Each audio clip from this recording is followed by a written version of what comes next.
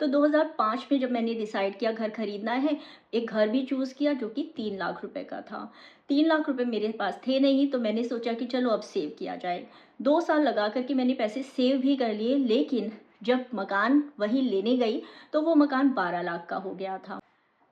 घर खरीदना महिलाओं के लिए केवल एक इन्वेस्टमेंट नहीं होता, उनके लिए घर खरीदना सवाल होता है उनकी सेफ्टी, सिक्योरिटी और उनके भविष्य का। लेकिन अफसोस की बात है कि आज भी 90% महिलाएं ऐसी हैं जो घर खरीदने से रिलेटेड कोई भी पेपर वर्क के बारे में नहीं जानती, उनको रियलिटी नहीं पता कि उनको क्या सरकार सुविधाएं दे रही है, सब्सिडी दे रही है, क्या सुविधाएं वो ले सकती है, क्या रिबेट्स उन्हें मिल सकते हैं, किस तरीके से एक महिला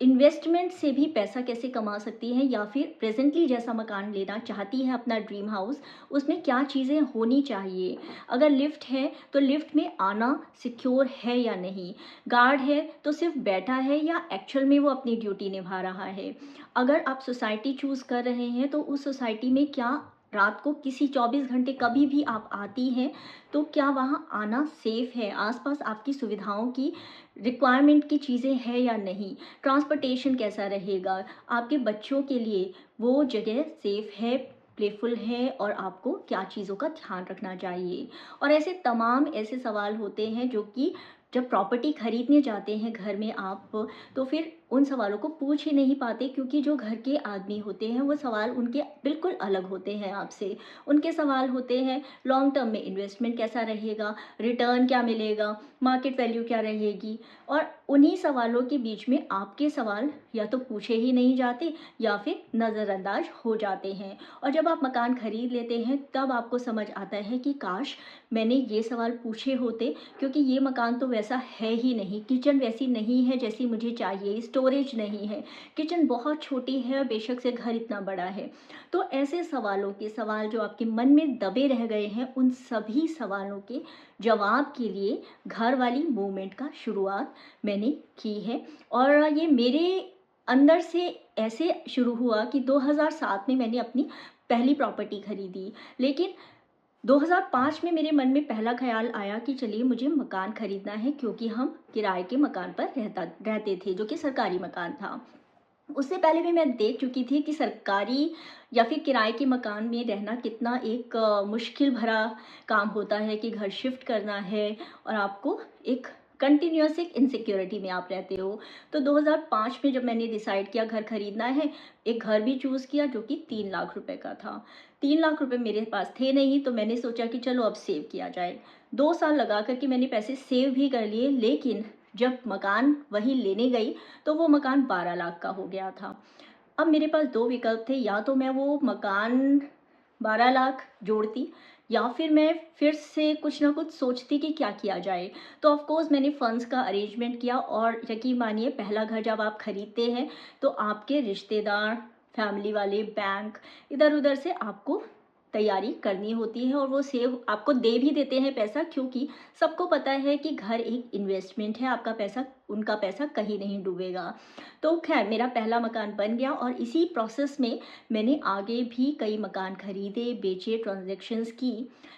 तब तक तो सब ठीक था जब तक मेरे हस्बैंड थे। लेकिन जैसे ही मेरे हस्बैंड गुजर गए उसके बाद यानी कि 3 साल पहले मैंने जब फिर से सोचा कि चलिए मुझे प्रॉपर्टी में इन्वेस्ट करना है, और मैंने मकान देखने शुरू किए, लैंड देखना शुरू किया, तब मुझे एक्चुअल में पता चला कि एज अ सिंगल वुमेन मकान देखने की प्रोसेस आपके लिए कितनी मुश्किल हो जाती है। सबसे पहले तो आपको कोई ढूंढना पड़ता है जो आपके साथ जाए, मकान की सर्च में उसे देखे, आप उसे देख पाएँ, और देख करके खरीदने का आगे का प्रोसेस आपको अकेले कैसे हैंडल करना है, क्या चीज़ें पूछनी है, क्या पेपर वर्क देखना है, तो वो सारी प्रोसेस काफ़ी ओवरवेलमिंग हो जाती है। लेकिन इस प्रोसेस को समझते हुए, देखते हुए मैंने डीपली रिसर्च की, जाना, समझा, प्रोफेशनल रियल एस्टेट क्लब जो है इंडिया का सबसे बड़ा, उसको ज्वाइन किया। कई चीज़ों को जानने समझने के बाद मुझे ये समझ में आया कि बहुत ज़रूरी है कि विमेन के लिए एक ऐसा फोरम हो, ऐसी जानकारी हो जो कि उनको अपने सवाल, रियल एस्टेट से जो जुड़े हुए सवाल हैं उनके आंसर वो प्राप्त कर सके। ये क्रूशियल इसलिए भी हो गया घर वाली मूवमेंट इसलिए भी इतना क्रूशियल हो गया क्योंकि मेरे ही सर्कल में इतने सारी फ्रेंड्स थी जो किसी वजह से शादी नहीं की थी, या फिर डिवोर्स हो गया था, या फिर विडो थी, या किसी वजह से वो सिंगल थी। ऐसे में उनके लिए घर खरीदना, वो घर खरीदना चाहती थी, फाइनेंशियली इंडिपेंडेंट थी, वर्किंग थी, या उनके पास कुछ पैसा था, लेकिन घर खरीदने का वो डिसीज़न नहीं ले पा रही थी। इसमें ऐसी भी कुछ मैरिड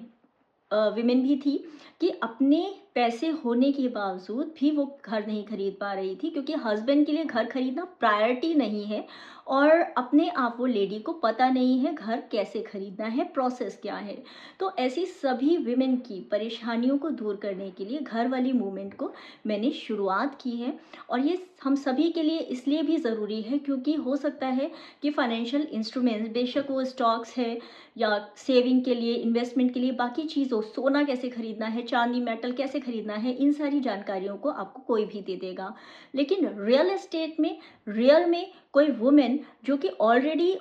19 साल से, यानी कि 2007 में मैंने अपना प्रॉपर्टी खरीदी, तो तब से अब तक कि रियलिटी में किसी ने रियल एस्टेट में देखा हो, एक्सपीरियंस किया हो, घर खरीदा हो, और अपने खुद के एक्सपीरियंस से, पेन से और प्रॉब्लम को समझते हुए मैं आपको अपना एक्सपीरियंस जो शेयर कर सकती हूँ, वो मैंने देखा कि इंडिया के अंदर आज की डेट में कोई भी ऐसा प्लेटफॉर्म नहीं है, कोई भी ऐसी मूवमेंट नहीं है जिसके अंदर विमेन विमेन को रियल एस्टेट से related deeply knowledge solutions provide कर सके। और इस मूवमेंट का मकसद, इस चैनल का, वेबसाइट का, इस कम्युनिटी का एक ही मकसद है कि आप